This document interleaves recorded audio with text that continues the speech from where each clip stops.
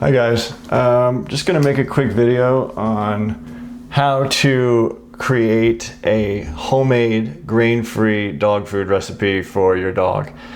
And ingredients that I have here are all extremely strategic, and it's not only gonna fight cancer, but it's gonna prevent it. So, and then I'm gonna make another video specifically on beating cancer or growths, tumors, things like that naturally, but this is just gonna be basically a regular recipe for every week. And you can, take things out if you want, but okay. So basically what you're gonna do, this is all based on my dog. He's about 90 pounds and super athletic, super strong, very active, and it feeds him for about a week. So everything in here is about a week's worth of food for a 90-pound dog. Okay, so first thing you're gonna do is you're gonna need a slow cooker. This is done in a slow cooker. 10 quarts I use. So set your 10 quart slow cooker to 4 hours on low. And you're pretty much gonna use the whole 4 hours. So think about that. Okay, so here we have the protein section. I do 6 pounds of ground turkey. If you want to use organic, obviously that's great, but don't use breast meat. You want dark meat, or usually when it just says ground turkey, it's like both, but you don't want specific breast meat. You want muscle meat and organ meat. So the ground turkey I use, if you want to use full organic, that's going to be more expensive, obviously, but that's the best. If not, you at least want no antibiotics. So the best way to do it is get 2 3-pound Perdue ground turkey things. So they're $11 each for 3 pounds. That's the best way to do it, and there's no antibiotics. The non-organic Butterball, non-organic Shady Brook Farms, they both use antibiotics. You do not want antibiotics. Antibiotics are what cause autoimmune issues and issues with food allergies. So I'll get to that at the end, but you definitely don't want antibiotics. Okay, so I use 6 pounds of ground turkey and then 1 pound of chicken livers. You want to put this in first. So you want to put the protein in first immediately as soon as you set your slow cooker. And the chicken livers, I would just take a mixing bowl out first and just cut it with a knife and fork. You don't want to put the whole livers in. I just try to cut it as best I can, cut them up, and then I stick them in there. And then we have the vegetable section. So the vegetable section, I usually stir every 10 or 15 minutes for about an hour and a half to 2 hours of just the protein. So I cook that. Other people do it differently. Some people put the vegetables in with the protein. I actually don't. I actually want to lightly cook the vegetables as best I can. I don't want to put the vegetables in for the whole 4 hours because it'll reduce the nutrients. So I have 1 pound broccoli florets, and I put the vegetables in. I put them in around an hour and a half to 2 hours in. Hour and a half is usually good. Once the ground turkey, the protein, doesn't look raw anymore, then that's usually a sign you can put your vegetables in. Actually, but first, what I do is, before I even put the vegetables in, I do this over here. I do 2 tablespoons of fish oil, 1 tablespoon of turmeric root extract, and then a tablespoon of black pepper. So this is basically, this section here is the turmeric I'm using for mobility. This also fights cancer, but I'll do a separate video on that. But the reason I put the fish oil, the turmeric, and the black pepper in before I put the vegetables in. Usually I can put that like after an hour or an hour and a half, and then I give this a half hour on its own before I put the vegetables in. So however you want to do it. The reason I'm putting these in together is because turmeric is fat soluble. So you can't just stick, like if you stick turmeric in a glass of water, and this is obviously for people too. If you stick turmeric in a glass of water and drink it, it's not going to be processed at all. It's going to come right out. It needs 2 things, turmeric, to really work. Actually 3 things. The best, if you're thinking turmeric, you need right here I have it. Turmeric requires 3 things to activate or become bioavailable: heat, black pepper, and fat. Fat makes it bioavailable, and heat kind of activates it, and it's fat soluble. So here we have, the reason I put it here is because heat. You don't want to put it in the end. You want to activate it with the heat. So I put this in a little bit after, when, it doesn't really matter. But I usually put the fish oil, the turmeric, and the black pepper in before the vegetables. Whether you want to put that for an hour, hour and a half, 2 hours, that's up to you. You'll figure it out. But everybody's different how they want to do it. But okay, so once this is in, and if you're not using turmeric, you can put the fish oil in whenever, it doesn't really matter. But if you are using turmeric, put it here. But I would definitely recommend the turmeric, especially for an older dog, or if a dog is fighting something like tumors. But again, I'll do a second video about that specifically because I'll go into depth. But fish oil you should absolutely be using. Okay, so now the vegetables, I use 1 pound broccoli florets, 1 pound carrots, 1 pound chopped kale, and 1 pound whole leaf spinach. So then I put that in, and I put the steps over here. So veggies, proteins, put them in 0, which means immediately. Fish oil, turmeric, put it in 1.5 to 2. Veggies in 2 to 2:30. I usually put them in 2. And then the berries in last, so 3 minutes, or 3 hours and 30 minutes. So berries you put in with a ½ hour to spare. Again, because of the nutrients, you want to keep those in there, and you don't need to cook the berries. And then the vitamins and supplements you put in right before you take it out, like 3 hours and 45 minutes. Okay, so once the veggies are in there for a while, and again, stir every 15 minutes, you're going to put I do 1 pound of wild blueberries, 1 pound cranberries. Now for the fruits and vegetables, do organic, whether it's frozen. If you need to save a little money, it's frozen, that's okay. Just do organic. Obviously the best is going to be organic fresh, but obviously that gets way more expensive. But if you want to save a little money and still do organic, do frozen. It's the best way to do it. Whole Foods, these are each like, the broccoli, the bag, you can get the big bag for $6, like 2 pounds. The rest of these, I think they're like $3.50. They're not a lot. So, and then the blueberries, the bags are bigger. You're not gonna have to buy that every week. So the only things you're gonna really have to buy every week are the ground turkey, the chicken livers, and then the carrots, kale, and spinach. This you'll do every 2 weeks, and this you'll do like every 3 weeks. This is like every couple weeks. You'll figure it out. Okay, so once the vegetables are in, you put the berries in. Again, stir every 15 minutes this whole time.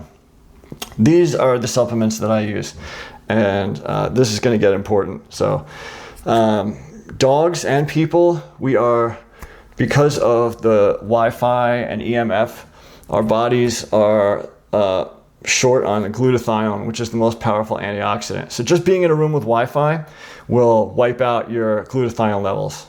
You don't have to do anything else. Just be around Wi-Fi. It's going to destroy your glutathione levels. Most people, if they test, they're going to be low on glutathione, and that's bad. When you're low on glutathione, cell oxidation happens, cellular oxidation, and that's how you get cancer. That's how you get disease, cancer, tumors, all that. So you don't want to take glutathione. You don't just want to put glutathione in their food, because for people and dogs it's not bioavailable to just do it like that. You want to have the body make it, and you do that by and I do all powders, by the way. You never want to give dogs the pills unless they're like the real little vitamin K and D. Those you can do, and obviously this is a powder, that's an oil, but you never want to do pills. So buy in bulk the powders. So I do NAC and acetylcysteine. NAC and glycine create glutathione in the body. It's also with glutamine, but you don't really want to put glutamine in the dog's food. You can occasionally, but they're going to get enough glutamine in the other stuff that they're getting. But you definitely want to supplement NAC and acetylcysteine. Also, because something that a dog needs is taurine. It's very good for heart health. And you might have read a while back, there were articles that the stupid kibble companies put out Kibble is crap, by the way. You're basically going to kill your dog of cancer. You're going to shorten their lifespan by probably 35% by giving them kibble their whole life. Once they start getting lipomas and bumps and tumors, it's pretty much going to be game over. It's bad. But the kibble companies came out with this thing: don't make your own food because you're going to be short on specific nutrients. Well, one of the things they were talking about is taurine, and NAC will actually create taurine in the body. So you do not have to substitute or supplement taurine. It'll be made by NAC. So that's why another reason you put NAC in, because it creates glutathione, and it also creates taurine in the body. Glycine and NAC will create the glutathione. So powdered NAC, powdered glycine, and this is magnesium, which is the most popular cofactor of any chemical in the body. So if you're short on magnesium, you're going to be short on a lot of other chemicals. It's going to cause a lot of problems. So magnesium glycinate, and I do like 2,500 milligrams of all this stuff. You can obviously look up online for the size of your dog. But I usually do around 2,500 of each. Alpha lipoic acid. Alpha lipoic acid, along with the fish oil, is for brain health and overall body. But alpha lipoic acid can actually cross the blood-brain barrier and pull out metals, which will prevent dementia. So the biggest reason dogs get dementia because aluminum is being dumped on us everywhere. That's a whole other conversation, but let's just say aluminum is getting into their brain, okay? If you want to know how, just look up. You'll figure it out. But alpha lipoic acid will prevent dementia, and it will just promote overall brain health, as will the fish oil. Okay, so if you're giving your dog fish oil and you're giving your dog alpha lipoic acid, your dog will not be going to the vet. And all this other stuff too, but your dog won't be going to the vet for dementia. Okay, so that's one of the biggest problems dogs can have. Tumors, lipomas, dementia, these are all going to be taken care of with this. You're not going to have to ever go to the vet. Okay, so next is vitamin E liquid. You definitely want vitamin E for the coat. Not just fish oil, you want to be supplementing vitamin E. Again, depends on the size of your dog, how much you use. You can look it all up. Okay, so here are some options, and I put them in options for a specific reason.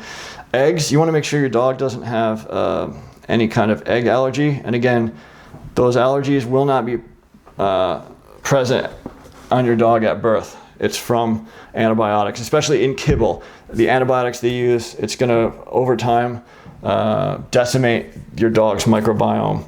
And they will have issues with these specific enzymes and breaking down these specific proteins. So if your dog can tolerate eggs, definitely put some eggs in there. Egg shells, this is a great source of calcium. Egg shells, just smash them up as fine as you can, stick it in there. I usually do. My dog has an egg issue at this point. He scratches.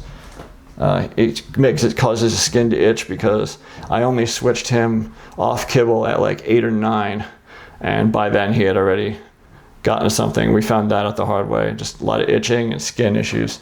But if your dog can tolerate it, eggs and eggshells, even if they can't tolerate the eggs, they should be able to tolerate the eggshells, which is a great source of calcium. And vitamin D and vitamin K2. You want to put all these things in at the same time, because vitamin D, calcium, and K2 are all basically absorbed in the body at the same time. And you want to use K2 because without K2, the calcium is going to go to the wrong places. If you don't use K2 and you're putting calcium in either eggshells or just calcium on its own, the calcium is going to go to the arteries. It's going to go to the pineal gland. It's going to go places in the body you do not want. This goes for people obviously too. So if you're substituting calcium, that's a whole other conversation, but yeah, notice how they put calcium in everything. Free calcium in your orange juice. Yeah, well, they don't want to help you. That's going right to the pineal gland. Without K2, it's going right to your pineal gland, and now you're open to suggestions. Let's put it that way. You cut off the source basically, but a whole other conversation. But They don't tell you about that. K2, vitamin D, and calcium should all be taken together. Flaxseed is another good one you can put in there. It's a good source of protein. Psyllium husk. Usually I find that with this stuff, there's enough fiber. But if you want to use a little psyllium husk, you can. And iodine. Iodine sporadically, but sometimes iodine is great. Iodine, again, will decalcify the pineal gland. For people, also, I use it every day. And helps with the thyroid. So I take iodine every single day. The dogs don't need it every day, don't need it every week. I just sporadically stick a little iodine in there. But again, as always, check with your doctor or your naturopath for dosages and all that good stuff. But they don't need much. But it's just something to think about, something to look up. Okay, now let's talk about costs. I think you guys get it at this point. I'll put everything in the description. Hopefully it's not too, hopefully you can read it. Sorry, I've never made one of these videos before. It's probably gonna look absolutely terrible, but whatever. I'll put the instructions in the description. And if you guys have any questions at all, please comment, and I will answer every single person here and explain the benefits of everything and just tell you how to do it if you have any questions at all. Okay, so let's talk costs. Okay, so Farmer's Dog was costing me, I did it for about, this destroys Farmer's Dog, by the way. It absolutely destroys it. Because Farmer's Dog, nothing is organic, and they're not giving you fish oil. They're giving you maybe a little fish oil, but they're not giving you turmeric. They're not giving you the quality. They're giving you very trace amount. Everything in there is like trace amounts of the supplements. They need more than that. So let's talk about that. I'll talk about this, how much it's gonna cost. This is gonna cost you about $35 to $40 a week. The supplements, you're gonna spend probably a couple $100 a year. You're not gonna have to buy the supplements, obviously, every week. You just get a nice big bag of the bulk supplements, and that'll last you for a while. But typically without that stuff, like the regular fruits, vegetables, protein, it's gonna cost you about $35, $40 a week. And honestly, that's dirt cheap for what you're doing, for the amount of nutrients your body's getting. Farmer's Dog was costing me, I did it for like a couple months, $528 per month. $528, $177 every week on my Amex, except for one. So they would bill me $177, then the next week bill me $177, and then a week off, and then next week $177. You get the idea. Not sustainable at all. And again, this crushes it. So Fresh Pet, that was costing me about $75 a week. Okay, Fresh Pet has carginin in it. Okay, carginin, you know, like those, you see them in they have their own section in the Fresh Pet, they're in like those molds. Well, to get the food in that mold requires something called carginin. Carginin is freaking terrible for you. It increases inflammation. It promotes inflammation, rather. It's just a bad stuff for you. Like the fact that it's even legal, you don't want that. So Fresh Pet is better than kibble for sure, but it's still by and large crap. Okay, and this, honestly, I haven't seen a recipe even close to this on YouTube. Everything on there, I see the people, they're doing, it's better than kibble for sure. It's good, but like they're not using the correct supplements, and they're not using high quality ingredients. They're putting a lot of like grains and crap in there, like pasta. I see stuff with like pasta. They're putting, what are you doing? No. Pasta. Dogs do. I have been giving my dog grain-free recipe for his whole life. He's never had grain, and he is 11 and a half, and we do about 30 miles a week in walking. He has had zero regression, mental, intellectual, physical, his enthusiasm, his willingness and like love for life. Just, he wants to play constantly. 11 and a half years old. And he's a rescue, best dog I ever had. But definitely, this is going to increase your dog's life by years, and it is going to save you a lot of money at the vet, because the vets, they do not give a shit about your dog's health. They care about billing you. A sick dog is a profitable dog. Okay, they don't give a shit. They'll give them antibiotics and destroy your whole dog's microbiome. Okay.